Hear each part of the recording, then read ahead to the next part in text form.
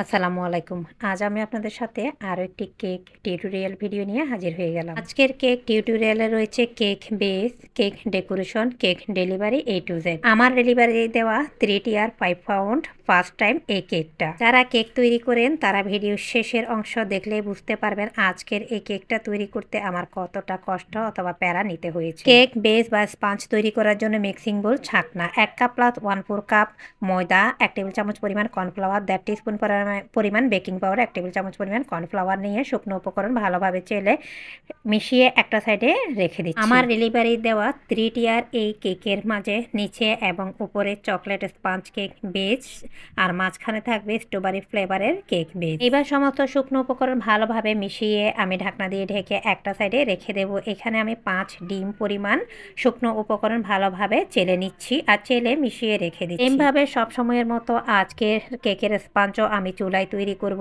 এজন্য 5টি ডিম রুম টেম্পারেচার থাকা আগে থেকে আমি এইভাবে ভেঙে রেখে দিয়েছি।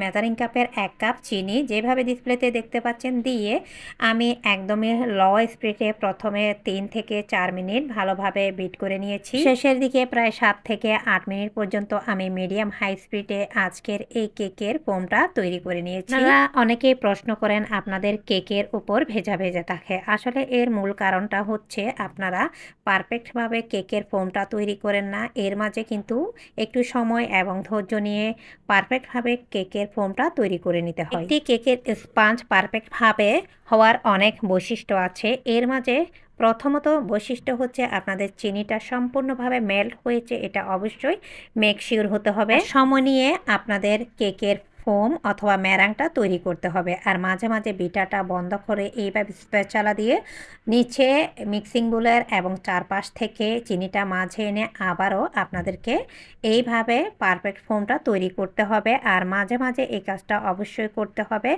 আর এই ডিমের ফোম অথবা ম্যারাংটা তৈরি করতে আমার টোটাল 12 থেকে 13 মিনিটের মতো সময় লেগেছে। এবার আমাদের ফোমটা যখন 90% হয়ে এসেছে তখন 1 চামচের 4 ভাগের 3 ভাগ দিয়ে দিচ্ছি চকলেট ইমালশন। এরপরে আমি আরও কয়েক মিনিটের মতো ভালোভাবে এইভাবে মিক্সিং বোলটা ঘুরিয়ে ঘুরিয়ে পারফেক্ট ডিমের ফোম অথবা ম্যারাংটা তৈরি করে নিচ্ছি। এখন আপনারা দেখবেন আপনাদের ডিমের ফোম অথবা ম্যারাংটা ঘন থকথকে অনেকটা ক্রিমের মতো হয়ে এসেছে। তখনই বুঝে নিতে হবে আপনাদের ডিমের ফোম অথবা ম্যারাংটা একদমই পারফেক্ট শুকনো উপকরণ মেশানোর জন্য একদম উপযোগী, যেমনটি ডিসপ্লেতে আপনারা দেখতে পাচ্ছেন। ডিমের ফোম তৈরি হওয়ার পরে আবার স্প্যাচালা দিয়ে চারপাশে আমি মাঝে এনে দিচ্ছি। এইবার শুকনো উপকরণটা যেভাবে আপনারা দেখতে পাচ্ছেন ঠিক সেভাবে আমি মিশিয়ে নিচ্ছি।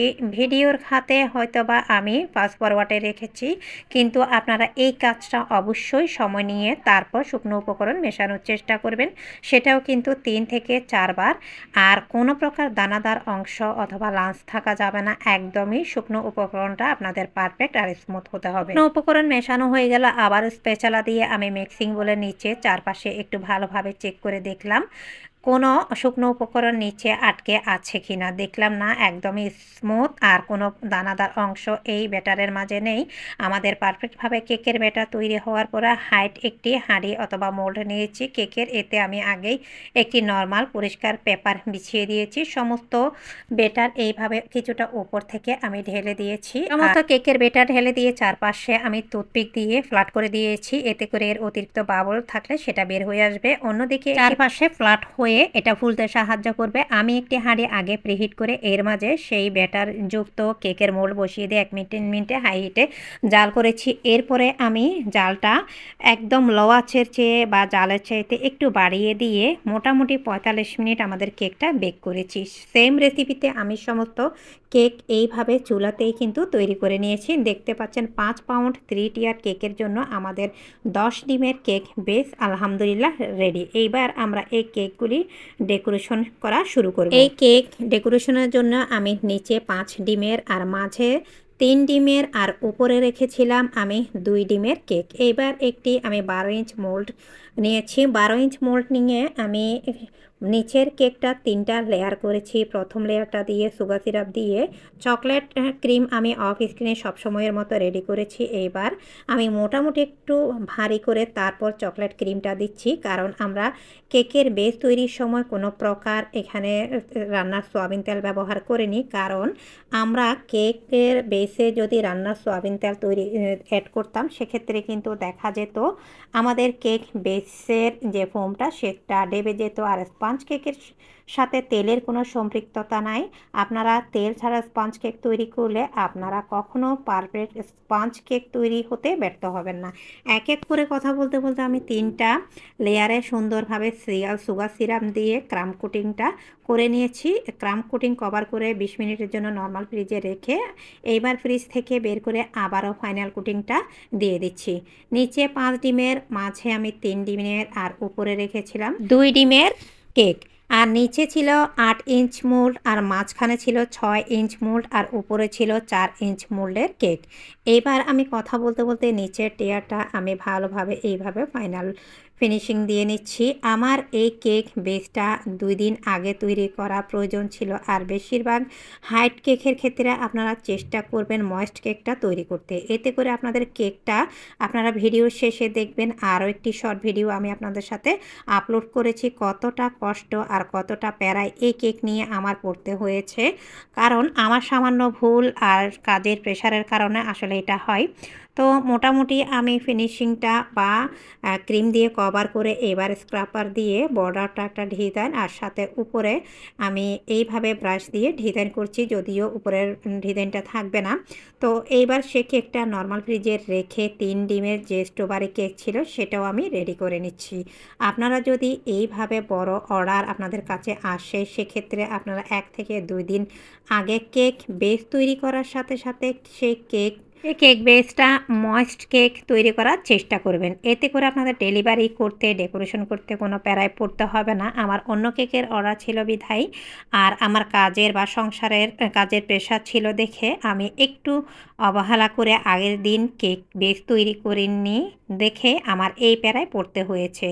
এই তো কথা বলতে বলতে আমি স্ট্রবেরি ফ্লেভারের যে কেকটা সেটাও সুন্দরভাবে লেয়ার টু লেয়ার আমি সুন্দর করে এইভাবে ক্রিম কভার করেছি। আর সাথে ফাইনাল কোটিংটাও করে 15 থেকে 20 মিনিটের জন্য আমি নর্মাল ফ্রিজে রেখে দেব। আমার উচিত ছিল পার্ট টু পার্ট প্রত্যেকটা কেক এইভাবে ক্রিম কোটিং করে তারপর আলাদাভাবে ওভারনাইট পর্যন্ত ফ্রিজে সেট করা, যে কারণে গিয়ে পরবর্তী সময়ে আমার কেকটা আমি একটি অন্যটির উপর সেট করে যখন বসিয়েছি, তখন বসানোর সঙ্গে সঙ্গে কেক চারপাশে ছড়াতে শুরু করেছে। এই যে ছোটোখাটো ভুল, আসলে এই ভুল থেকে কিন্তু আমি অনেক শিক্ষণীয় একটা বিষয় বলে আছে, যেটা আমি অনেক কিছু কিন্তু শিখতে পেরেছি। তো যাই হোক, সব কিছু মিলিয়ে আলহামদুলিল্লাহ কেকটা আমি ভালোভাবে ডেলিভারি দেওয়ার সঙ্গে সঙ্গে আমি নিজেই ডেলিভারি দিয়েছি। আর আলহামদুলিল্লাহ কেকটা তারা অনেক বেশি পছন্দ করেছে। আর এর টেস্টটাও তো কোনো কথা নেই, এর ওজনটাও শেয়ার করছি। আমি পার্ট টু পার্ট প্রত্যেকটা কেকের ওজন এইভাবে রেকর্ড করেছি, যাতে করে ক্লায়েন্টকে আমি পাঠাতে পারি। আর ক্লায়েন্ট সেভাবে চেয়েছে, আমি সেভাবেই পাঠিয়ে দিলাম। কাঁচা অবস্থায় আমি বেশি সময় পর্যন্ত ফ্রিজিং না করে যখন এইভাবে কেক নিচেরটার উপরে উপরটা সেট করলাম, তখনই নিচের কেকটা ছড়াতে শুরু করেছে। উপরটা যখন বসাবো একদম ফাইনাল উপরেরটা, তখন আমি যখন স্ট্র দিয়ে সেট করছিলাম, মাঝের কেকটা নিচের দিকে ছড়াতে শুরু করেছে। সেটা নিয়ে আমি ছোট একটি শর্ট ভিডিও আপনাদের সাথে আপলোড করেছিলাম। আসলে এই কেকটা অনেক অনেক প্যারা দিয়েছে। পরবর্তী সময়ে মাঝের কেকটা আমি সরিয়ে সেটা ফাইনালভাবে আবারও আমি ডেকোরেশন করেছিলাম। তারপর আবারও সেট টু সেট আমি এভাবে বসিয়েছিলাম।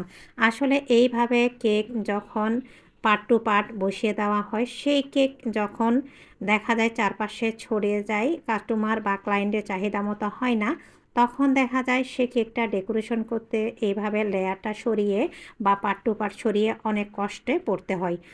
পরবর্তী সময়ে আমি কেকগুলি আবার সেট করে আবার নর্মাল ফ্রিজে রেখে তারপর এইভাবে আমি সুগার বল দিয়ে এক এক করে গোল্ডেন তাবক দিয়ে তারপর আর্টিফিশিয়াল ফুল দিয়ে এইভাবে ডেকোরেশন করি।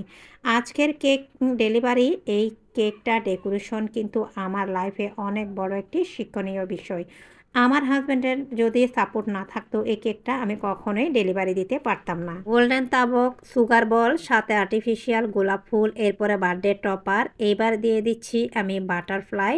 এই বাটারফ্লাই আর যে বার্থডে টপারটা দেখতে পাচ্ছেন নন এডিবল, এগুলো খাওয়া যাবে না। গোল্ডেন লিফট দিয়ে আমাদের কেকের উপরে এইবার ফাইনাল যে আকর্ষণীয় জিনিসটা ক্রাউন, সেটা বসিয়ে দিলাম। বসিয়ে দিয়ে এরই মাঝে কথা বলতে বলতে আর দুঃখের বিষয় শেয়ার করতে করতে আমাদের কেক ডেকোরেশন আলহামদুলিল্লাহ শেষ। আর ভিডিওর শেষের দিকে দেখবেন যে আমার কেকের অবস্থাটা কেমন হয়েছে। এই বিষয় নিয়ে আমি ছোট্ট একটি ভিডিও আপনাদের সাথে শেয়ার করেছিলাম। সব কিছু মিলিয়ে আজকের ভিডিও এই পর্যন্ত। ভালো থাকবেন।